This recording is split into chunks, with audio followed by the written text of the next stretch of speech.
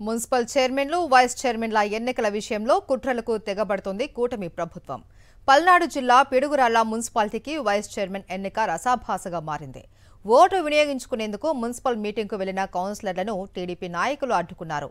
ఉదయం 10 గంటలలోపు ఎన్నికల అధికారులకు పత్రాలు ఇవ్వకుండా చేశారు. దీంతో ఎన్నికను మంగళవారానికి వాయిదా వేస్తున్నట్లు ప్రకటించారు ఆర్డీఓ మురళి.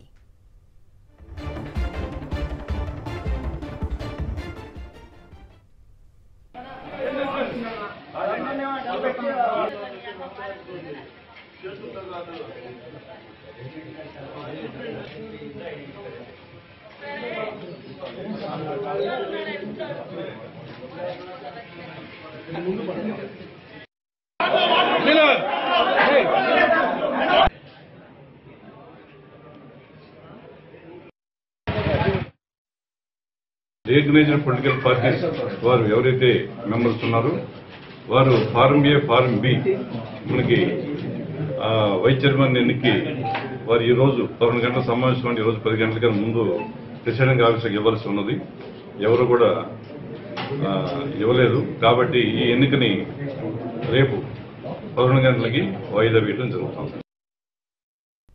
సమయానికి వచ్చిన టీడీపీ నాయకులు తమను కౌన్సిల్ హాల్కు రాకుండా అడ్డుకున్నారని కొందరు కౌన్సిల్ సభ్యులు ఎన్నికల అధికారికి ఫిర్యాదు చేశారు. ఎమ్మెల్యే ఎరపతినేని శ్రీనివాసరావు ప్రోద్బలంతో పోలీసులను అడ్డుపెట్టుకున్న టీడీపీ నేతలు కుట్రలు చేశారు అని ఆరోపించారు మాజీ ఎమ్మెల్యే కాసు మహేష్ రెడ్డి. టీడీపీ గూండాలను తీసుకొచ్చి కౌన్సిలర్లు ఓటు హక్కు వినియోగించుకోకుండా అడ్డుకున్నారని మండిపడ్డారు.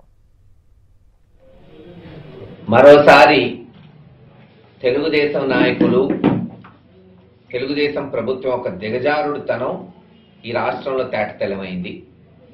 కేవలం ఒక 5-6 మున్సిపాలిటీల్లో, అది మున్సిపాలిటీలో జరుగుతున్నదేంది వైస్ చైర్మన్ ఎన్నిక జరగనియండి, బలం ఉన్నోడు గెలుస్తాడు.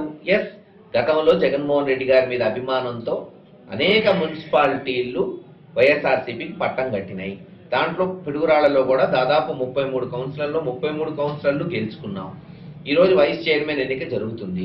దాంట్లో పార్టీ ఒకరిని నిర్ణయించింది. కౌన్సిలర్లు అందరూ పోయారు ఎన్నికలో పాల్గొంచుకోవడానికి. కావాలని అధికారుల మీద ఒత్తిడి తెచ్చి పోలీసులను అడ్డం పెట్టుకొని గోండాలను తీసుకొచ్చి కౌన్సిలర్ని కౌన్సిల్ హాల్లో పోనీయకుండా, వాళ్ళ ఒక్క ఓటు హక్కును వినియోగించుకోకుండా పట్టుబట్టి పోస్ట్పోన్ చేశారు. చంద్రబాబు నాయుడు గారి నాయకత్వంలో ఉన్న ఎమ్మెల్యేలంతా వైఎస్ఆర్సీపీ నాయకుల మీద జులుం చేయటమే ఇంట్రెస్ట్గా సాగుతుంది తప్పితే ఇచ్చిన హామీలు నిలబెట్టుకుందాం, ఇచ్చిన మాట నిలబెట్టుకుంటాం అనుకునేవాడు ఒక్కడు లేడు.